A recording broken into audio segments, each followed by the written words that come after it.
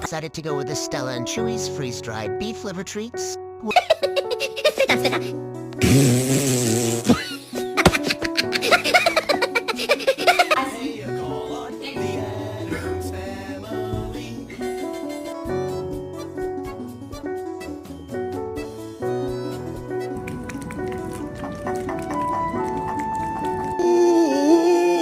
Ooh.